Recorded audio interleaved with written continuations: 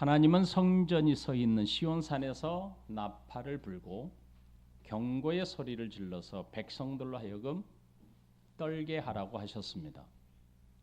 그 이유는 다가올 재앙인 전쟁으로 고통받을 백성들을 대비하도록 하기 위해서였지요. 여호와의 날이 임할 재앙이 얼마나 크고 중하기에 성경은 어둡고 캄캄한 날이라고 하셨을까요? 그날에는 어둠이 빛을 덮어 세상을 지배할 것이라고 말씀하십니다.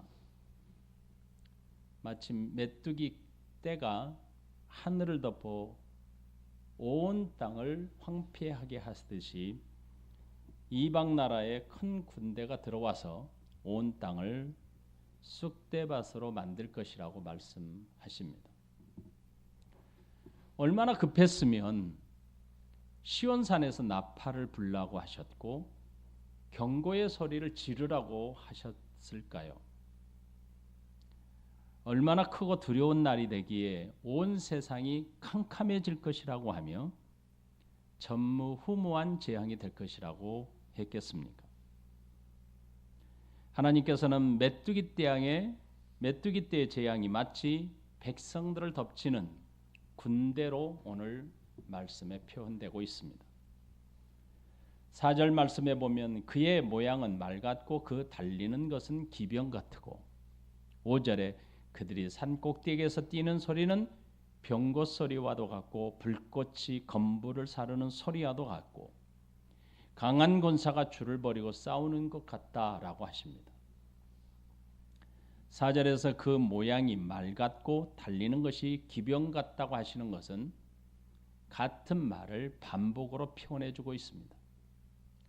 5절에서도 병거 소리와도 같고 불꽃이 건물을 사르는 소리와도 같다라고 반복해서 같은 말을 표현하고 있습니다. 하나님이 이렇게 같은 의미의 말을 반복하시면 여호와의 날, 종말의 날, 그날에 임할 군대의 모습을 이렇게 묘사하신 겁니다. 백성들을 심판할 이방 군대의 강함, 그리고 그 군대의 숫자가 얼마나 많은가를 표현해주고 있는 말씀입니다. 여호와의 날에 임할 이방 군대는 하나님의 심판의 도구로 사용받습니다. 하나님의 심판의 도구는 하나님의 백성들이 감당할 수 없을 만큼 크고 강하다는 뜻입니다. 메뚜기가 날아다니는 모습과 곡식을 먹어치우는 모습이 마치 군병과 기병들이 빠르게 움직이는 것과 같다고 하셨습니다. 여러분, 이것은 여호와의 날에 임할 끔찍한 심판이 얼마나 빠르고 강력하게 진행될 것인지를 예견하게 하신 겁니다. 말과 기병, 병거, 불꽃은 메뚜기 떼의 민첩성을 묘사한 것입니다. 그리고 달리는 것이 기병 같다고 하는 것은 엄청난 힘과 속도로 달려가는 모습입니다. 5절에서 메뚜기 떼가 곡식밭을 휘젓고 다니는 황폐화하는 모습을 기록하죠. 그리고 병거 탄 군대가 백성들을 향해 빠르게 달려갈 것을 묘사하고 있는 겁니다. 6절에서는 메뚜기가 하늘을 뒤덮어 온 땅의 생명을 앗아가는 것처럼 셀 수 없는 군사들이 백성들을 향하여 쳐들어온다고 말씀하고 있습니다. 산을 넘는 군사들의 소리가 무슨 소리 같다고 하셨냐면 병거가 움직이는 소리와도 같을 것이다, 이렇게 말합니다. 메뚜기 떼가 곡식을 갉아먹는 소리, 갉아먹을 때 내는 소리가 마치 마른 장작이 불에 타며 내는 타다다닥 거리는 소리, 이렇게 묘사하죠. 바로 그와 같이 군사들이 백성들을 향하여 심판의 도구로 사용받을 때 행진하는 모습이 이와 같을 것이다, 이렇게 말씀하신 겁니다. 이런 군사들의 모습을 본 백성들의 표정이 어떠한지를 6절에서 이렇게 표현하죠. 그 앞에서 백성들이 질려버렸다. 이것은 온몸이 비틀어졌다는 뜻이고, 무리의 낯빛이 하얘졌도다. 핏기가 사라졌다는 것이죠. 겁에 질려서. 군대의 모습을 본 백성들은 두려움에 사시나무 떨리도 온몸이 부들부들 떨 것이고 온몸이 비틀어졌다고 표현합니다. 그들의 얼굴은 핏기가 사라집니다. 얼마나 무서웠으면 몸이 말을 듣지 않고 온몸이 떨고 얼굴은 하얘졌도다 이렇게 표현하겠습니까? 여호와의 날이 얼마나 끔찍하고 무서웠으면 백성들이 이토록 겁에 질려 떨며 창백해질까요? 하나님의 심판이 시작되자 백성들은 공포심에 사로잡히게 됩니다. 몸은 꼼짝없이 굳어버리고 얼굴은 창백하게 변하여 꼼짝없이 죽게 되었다는 것을 한탄하게 될 것입니다. 백성들을 공격하는 군대의 모습이 어떠한지가 7절에서 8절 말씀을 통해서 설명하고 있습니다. 우리는 4절, 5절, 6절을 살펴볼 때에 메뚜기 떼의 모습이 마치 군사들이 달리는 말과 같고 기병과 같다고 하지 않았습니까? 이제 7절부터 9절까지는 그 군대들이 그렇게 강하고 힘있게 빠른 속도로 달려드는 군대의 활동에 대해서 설명하고 있습니다. 7절, 그들이 용사같이 달리며 무사같이 성을 기어오르고 각기 자기의 길로 나가지만 그 줄을 이탈하지 아니하더라. 여러분, 성을 기어오를 때에 적으로부터 쏟아지는 화살이 군사들을 넘어뜨리죠. 그런데 이탈하지 않고 지속해서 기어오르는 모습을 표현합니다. 8절에 피차에 부딪히지 아니하고 각기 자기의 길로 나아가며 무기를 돌파하고 나아가나 상하지 아니하더라. 이 군사는 완전히 준비된 군사입니다. 훈련된 군사입니다. 그래서 자기의 맡은 사명을 끝까지 완수하는 것을 보여줍니다. 9절에 결국은 성을 넘습니다. 성중에 뛰어들어가며 성 위에 달리며 집에 기어오르며 도둑같이 창으로 들어가더라 이렇게 표현합니다.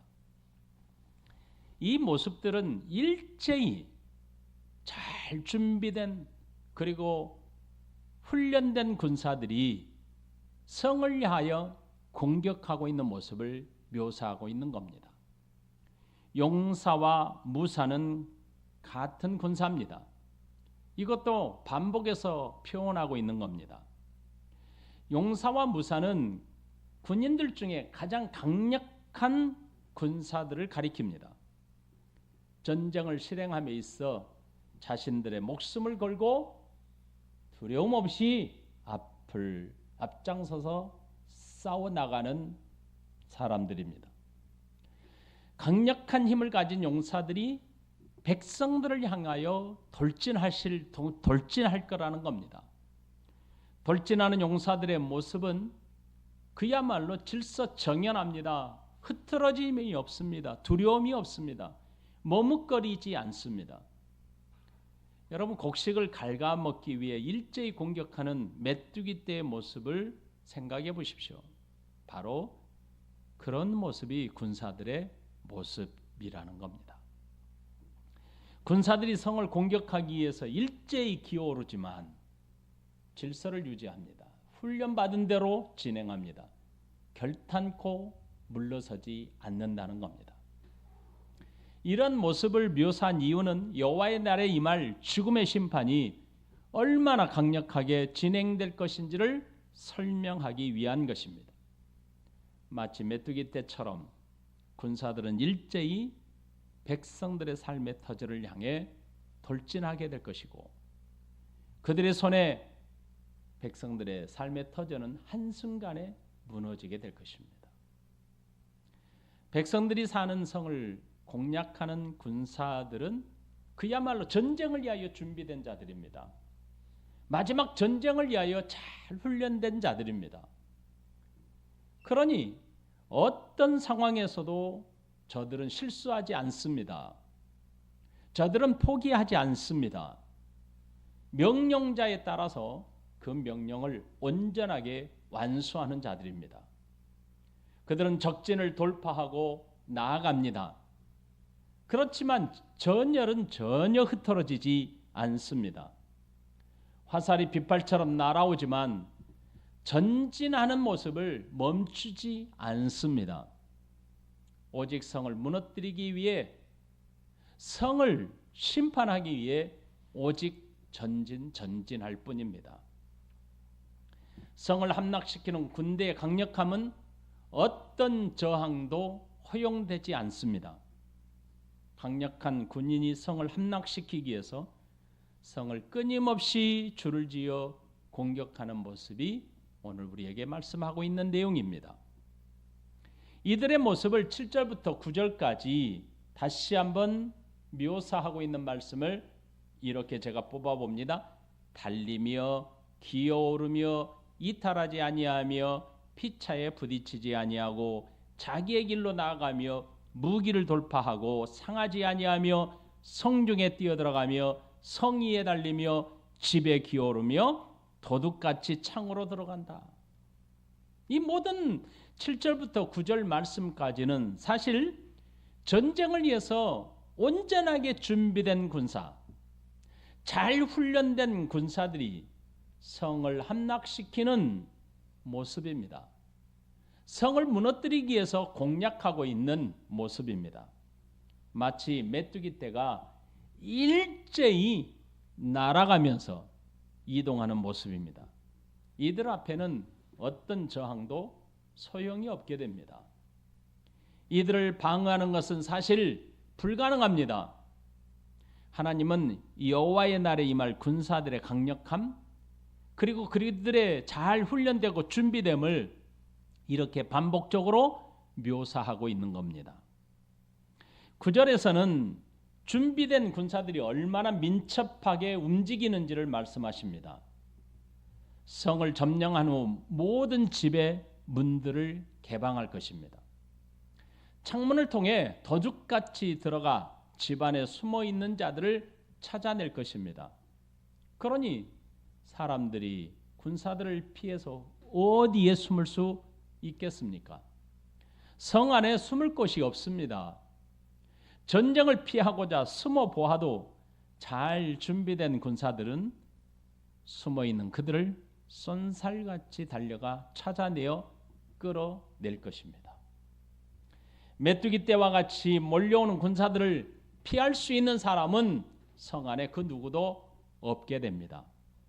그들을 남김없이 찾아내 심판대 앞에 서게 될 것입니다. 이것은 여호와의 날에 임할 심판의 모습입니다. 그 심판은 강력하기도 하고 신속하기도 하고 두렵고 무섭게 진행될 것을 보여준 겁니다. 성 안에 살던 사람들은 지금까지 수없이 전쟁이 일어날 것이다, 마지막 하나님이 심판하실 것이라는 경고를 들어왔습니다. 그런데도 불구하고 그들은 포도주와 독주에 취해 하나님이 여호와의 날에 대한 경고를 무시해 왔습니다. 심판의 날이 오지 않을 것이라고 저들은 생각했습니다. 그런 사람들에게 심판의 날은 도적같이 임하게 될 것이고, 심판을 위해 준비된 자, 훈련된 군사들은 백성들을 한 사람도 남김없이 찾아내어 끌어낼 것이라고 하십니다. 그래서 10절에서 하나님의 군대가 성을 점령한 후에 있을 결과가 어떠한지를 이렇게 설명합니다. 10절입니다. 그 앞에서 땅이 진동하며 하늘이 떨며 해와 달이 캄캄하며 별들이 빛을 거두도다. 전쟁을 위해 잘 훈련되고 준비된 군사가 점령한 땅은 진동한다고 하십니다. 하늘이 떨고 해와 달이 캄캄하며 별들이 빛을 잃게 된다고 말합니다. 여러분 10절의 말씀은 당시 백성들에게 닥친 재앙이 얼마나 크고 얼마나 무서운지를 설명하고 있습니다. 여러분 이 말씀은 당시 백성들에게 뿐만 아니라 장차 예수님이 재림하실 때 일어날 일을 보여주고 있는 말씀입니다. 여호와의 날에는 사실 세상 그 어떤 곳에도 숨을 곳이 없습니다. 지금까지 존재하던 세상의 법칙들은 다 사라지게 될 것입니다. 마지막 심판대가 서게 되는 날 우리가 알고 있던 세상은 순간에 사라지게 될 것입니다. 하늘과 땅도 하나님의 심판에 진동하며 떨게 된다고 하셨습니다. 천체가 여동할 것입니다. 이토록 끔찍한 날은 지휘자가 없으면 안 되죠. 잘 훈련된 군사를 누가 명령합니까? 11절에 바로 진두 지휘하시는 분이 하나님이라고 설명합니다. 하나님께서 친히 준비한 군대라고 하십니다. 그날에 여호와께서 친히 군대를 명하여 세상을 심판할 것이라고 말씀합니다. 11절 보십시오. 여호와께서 그의 군대 앞에서 소리를 지르시고 그의 진영은 심히 크고 그의 명령을 행하는 자는 강하니 여호와의 날이 크고 심히 두렵도다. 당할 자가 누구랴? 이렇게 말합니다. 여러분 본문에서는 군대를 지휘하시는 총사령관이 하나님이시라고 밝히고 있습니다. 하나님의 명령에 따라 일제히 진군하는 모습입니다. 사람들은 메뚜기 떼가 온 땅을 덮어 땅을 황폐화시킨 것이 우연한 자연 현상이라고 생각할 수 있겠습니다. 하지만 이 모든 재앙이 하나님께서 백성들을 돌아오게 하시기 위한 채찍으로 사용했다는 것을 잊어서는 안 됩니다. 이방 군대가 강력한 군사력으로 침입한 것처럼 보이지만 사실은 하나님께서 준비하신 겁니다. 하나님께서 명령하신 겁니다. 그래서 하나님이 준비하시고 하나님이 명령하셔서 백성들을 심판하는 도구로 사용하신 겁니다. 하나님의 명령에 일제히 백성들을 향해 진군하는 군대를 가리켜 본문에서는 뭐라고 합니까?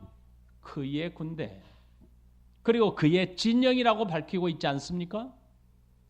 그들은 이방인 군사들이었습니다.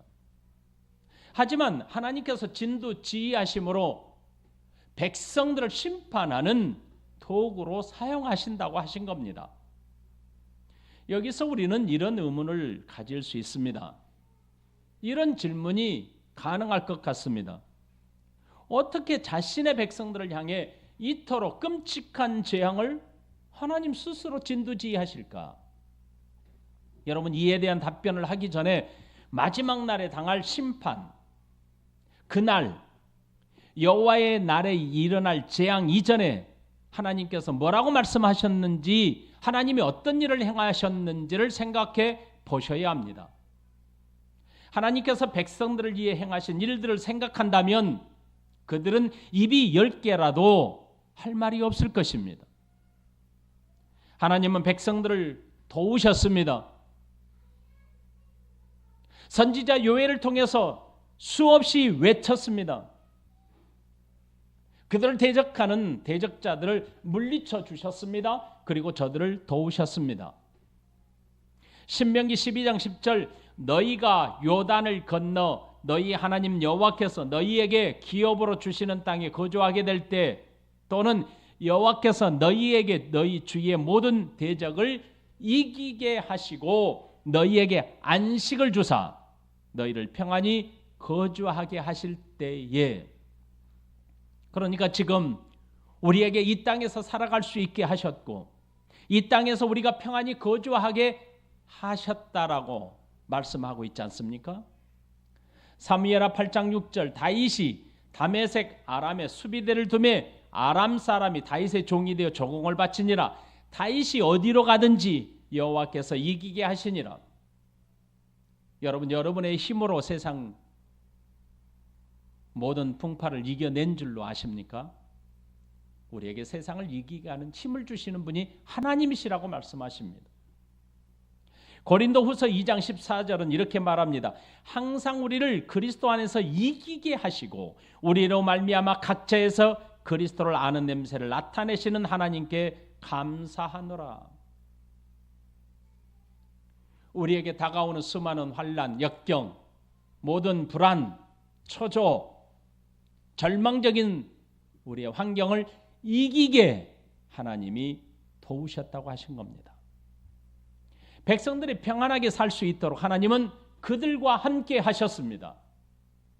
백성들이 세상에서 안전하게 살 수 있었던 이유는 하나님이 그렇게 하셨기 때문이라고 밝혔습니다. 그러나 죄악으로 가득한 사람은 하나님을 떠나 살기를 원했습니다. 하나님의 보호하심을 받고도 하나님을 생각하지 않았습니다.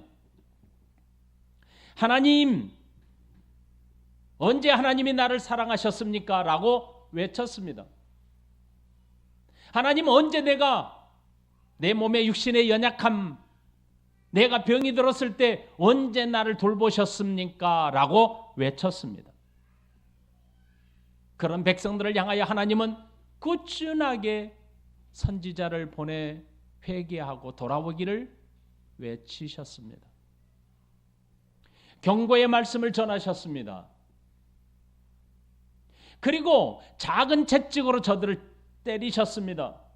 이 모든 것은 바로 회개하고 하나님 앞에 돌아오기를 원하셨기 때문입니다. 오늘 본문에서도 이토록 두려운 말씀을 전하도록 하신 이유가 무엇입니까? 백성들을 다 전쟁에서 죽어 패망하도록 하기 위함이 아닙니다. 백성들이 이 말씀을 듣고 속히 돌아오기를 원하셨기 때문입니다. 여호와의 날이 시작되면 땅은 진동하게 될 것입니다. 하늘은 떨릴 것입니다. 해와 달도 빛을 잃고 캄캄함이 온 땅을 덮을 것입니다. 그러니 어서 속히 돌아오라 라고 외치지 않았습니까?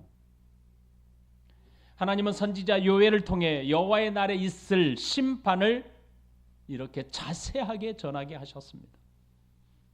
메뚜기 때처럼 하나님께서 잘 준비된 군사들을 동원해서 그날에 너희를 심판하게 될 것이라 하셨습니다.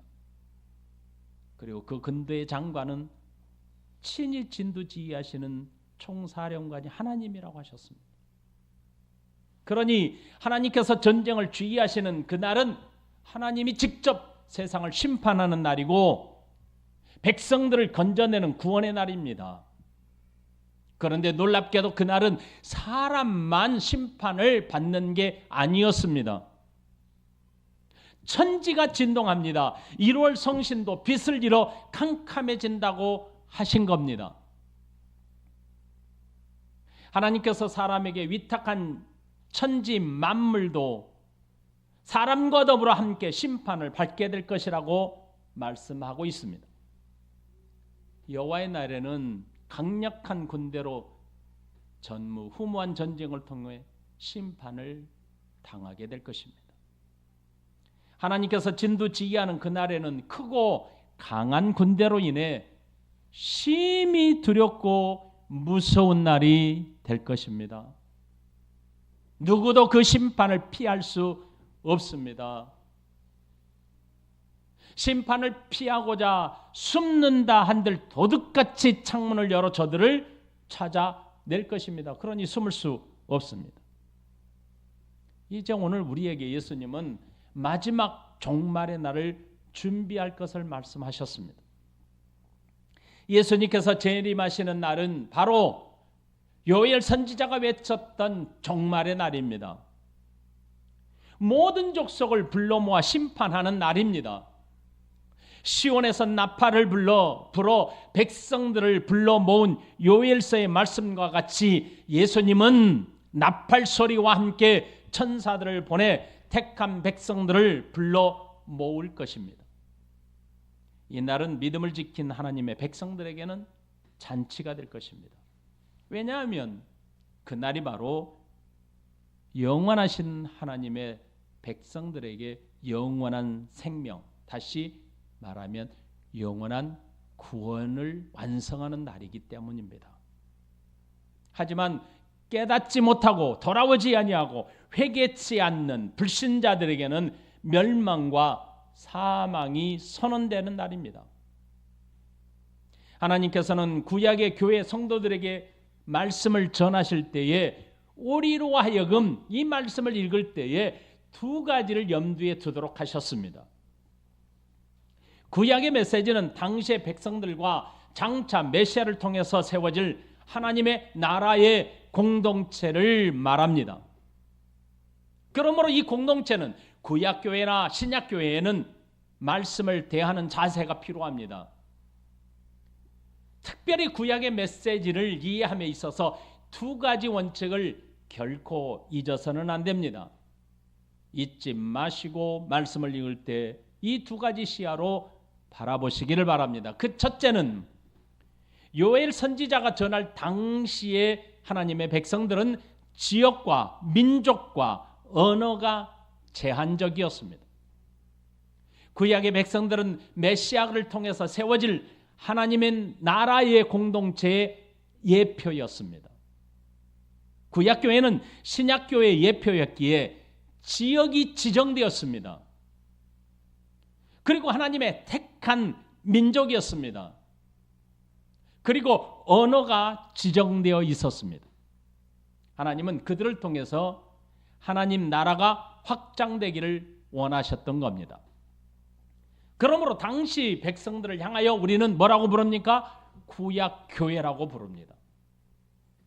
구약교회 성도들에게 전하는 메시지는 그들이 구약교회 백성들이 당할 당시에 정말에 있을 일들입니다.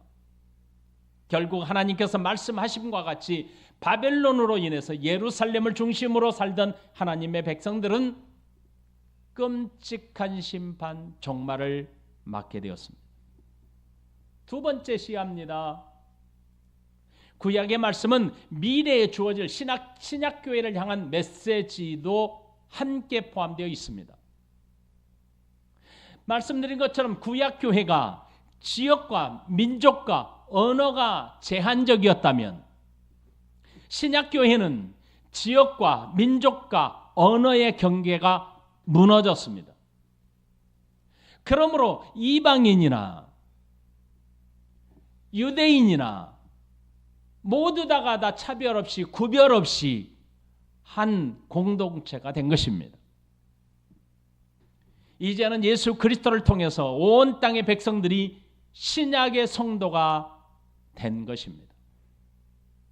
누구든지 예수님을 믿고 구원을 받아 하나님의 친백성이 된 겁니다. 그러므로 구약의 메시지는 예수님을 통해서 세워질 공동체를 바라보게 하셨던 것입니다. 결국 요엘 메시지는 당시 구약교회의 성도들에게만 해당되는 것이 아님을 알 수 있습니다. 신약교회 성도들로 하여금 여호와의 날인 세상을 정결하게 될 그날이며 바로 재림의 날을 바라보게 하신 겁니다. 사랑하는 여러분, 선지자 요엘을 통해 다가올 심판의 날을 대비하도록 오늘 우리들에게도 이 메시지를 전하고 있는 것입니다. 구약교회의 성도인 이스라엘 백성들은 깨닫지 못하고 돌아서지 못했습니다. 하나님께 돌아가지 못했습니다. 그 결과가 어땠습니까? 기원전 586년에 바벨론에 의해 끔찍하게 멸망당하지 않았습니까? 선지자 요엘 말씀처럼 예루살렘 땅은 폐허가 되었습니다. 시온산에 서 있던 성전은 완전히 파괴되었고 무너졌습니다. 백성들은 어떻습니까? 끌려가 포로 신세가 되지 않았습니까? 그렇다면 이 말씀을 받는 저와 여러분들이 살고 있는 이 시대 신약 성도인 우리들에게 이 말 여호와의 날은 언제일까요?